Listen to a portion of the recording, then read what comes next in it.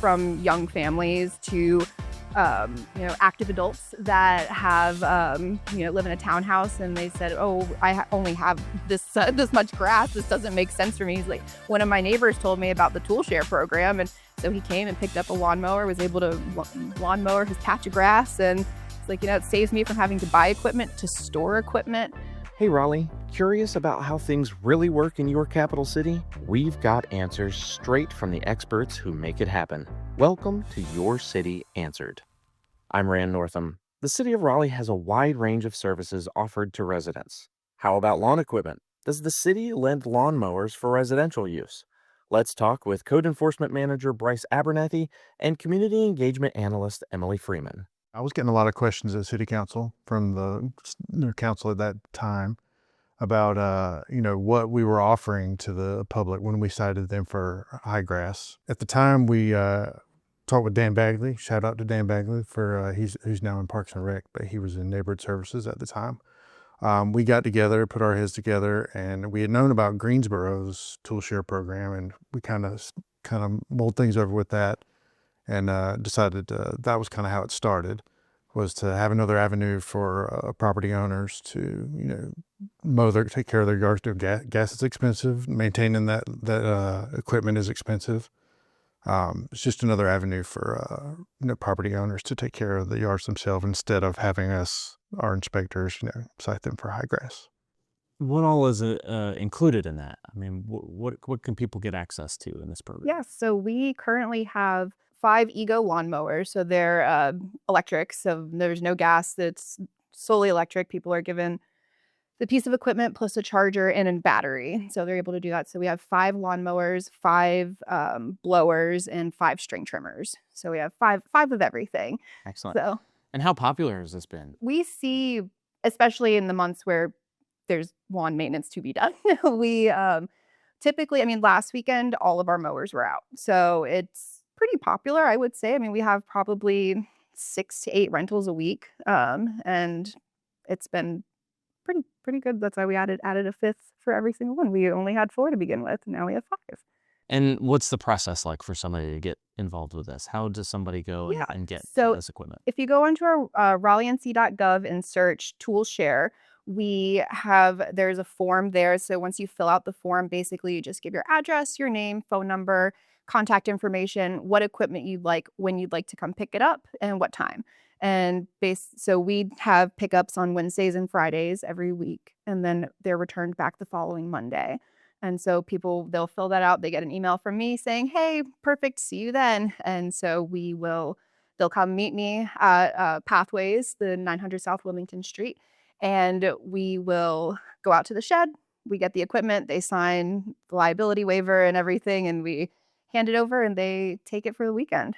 So we've been talking a lot about in the city greening our fleet, getting away from gas vehicles and those sorts of things. In my head, as we're talking about putting this podcast episode together, I was thinking, oh great, we're renting out, or we're leasing out, we're offering up gas powered equipment. This is all electric. What a great time to have electric equipment available when gas prices haven't been this high in a while. So I'm guessing that was a very conscious effort to go green with this. Is that right? It was a conscious effort. I think we mulled over, handing a gas can to the renters, and we're like, that doesn't seem like a good idea. It's better for the environment and that kind of stuff. So that's kind of where we landed on with the electric stuff. So you mentioned, Bryce, we get to see you at council meetings. You get to talk about yards and grass and trash and all kinds of things. It sounds like this is one of your first lines of defense then, if you can get in touch with property owners to say, if you're not able to get to this, here's some offerings that we have. Absolutely. So we have an insert that goes out with all of our notices of violation for public nuisance issues. So the owner opens it up, and the first thing that they see is an insert that says, hey, if you need help mowing your grass or maintaining your lawn, this is how you do it. So they are notified of, that service that is out there for them. That's excellent.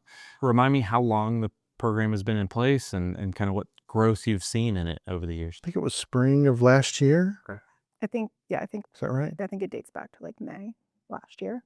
And have you seen kind of some steady growth of only a year into it now, but have you seen some growth in just people getting to know it? Yeah, I mean, I'm relatively new to the program, so I've moved into this role in the last 2 months or so, and so it's been, I've been consistently meeting people. I've finally met the same people a few times now, and so, there are definitely regulars who will just schedule to come pick things up, as I think as we're adding more equipment, I'm hoping that we will definitely see an increase in the number of people who participate as well. We talked about how people can reach out and sign up. Are there eligibility requirements too? I'm guessing we're not handing this out to a 7-year-old to go Yeah. cut some grass. So there are a couple of requirements. One is that you're 18 or older, has to be an adult. Two, you have to live within the city.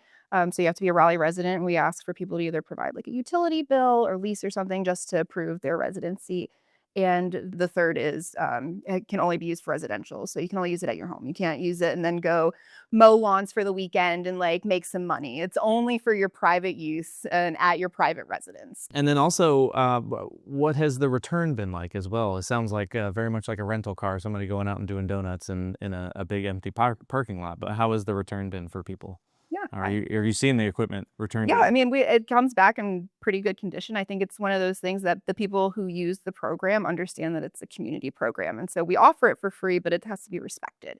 And I've seen that everybody has been extremely respectful of the equipment and of other people who use it. And if they come in, they run into an issue, they've been letting us know, which has been really nice. So one of them, Bryce, actually came to help Sheila change blades on lawnmower number 3 because that one got all bent up. And someone came back and they're like, someone ran over rocks with this. Like, this needs to be fixed. And I was like, all right, we'll fix it. And so, it's nice to have, the people who are using it kind of give us the feedback of what's working, what's not. Let's, magic glass ball, I guess, if you could look into the future and say, well, here's something else. We talk about power washers.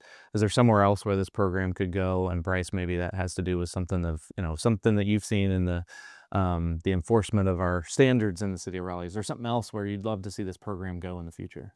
I think when we were mulling over what kind of equipment to rent, we had gotten down pretty granular and talking about like rakes and shovels and some more manual labor kind of tools that you might need that people might run across. But I think we kind of landed on the equipment to start with, the electrical equipment to start with. We talked about small chainsaws or hedge trimmers, but again, that was something we were concerned about safety and handing out stuff. I think that maybe the attorney's office might have some input on that. But it's really we can kind of expand as needed.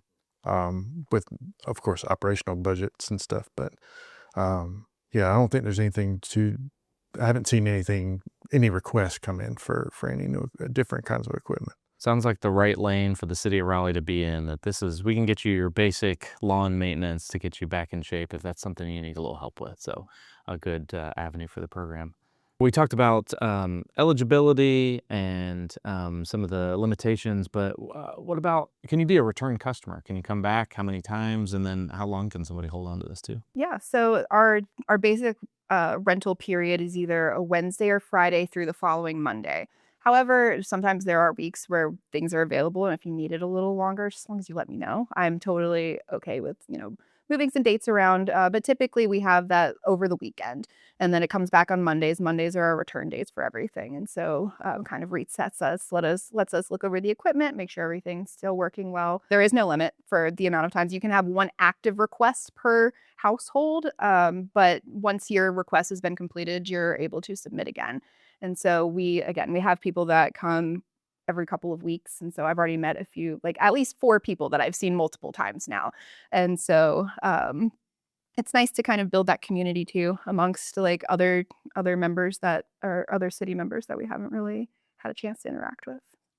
Any success stories that come to mind for, especially if it started as a violation? I mean, that would be incredible to hear about. So I did get that figure from Emily yesterday, and I think these are all self-reported when they're filling out the reservation. The question is, hey, is this due to a code enforcement violation? And 11 had marked on there that was what they were using it for. So Most of them said it came from the leaflet inside of their violation.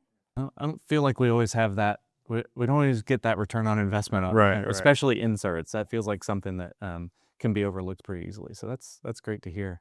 So RaleighNC.gov is where people can start. How do they find you and Yeah. get to know about this So program? RaleighNC.gov and just search tool share and we will pop up. And basically skim through the page and there is a link that you click, takes you to our form. The form gets filled out. It has a nice automated email that replies to you, sends an email to me letting me know that, hey, there's been a new request put in. And from there, I'll pick it up. We email, we chat, and then just come pick it up. It's very easy. It's free. And it's been a great program for us. This equipment's getting lighter and lighter all the time, I feel like, too. So it seems like this is probably the newer stuff. So it's something that many different ages can probably use, too. And it's not big and bulky and heavy, right? Yeah, I've seen, I mean, from young families to active adults that have live in a townhouse and they said, oh, only have this much grass, this doesn't make sense for me. He's like, one of my neighbors told me about the tool share program, and so he came and picked up a lawnmower, was able to lawnmower his patch of grass, and it's like, it saves me from having to buy equipment to store equipment. And it's lighter because it is the newer electric mowers and stuff. And so no, it's interesting to see the wide range of everybody who's taking advantage of the program. Got a question you'd like us to dig into? We'd love to hear it. Visit RaleighNC.gov and search podcast to submit your questions. Plus, catch every episode. Thanks for listening to Your City Answered, where your questions lead the conversation. Brought to you by the City of Raleigh.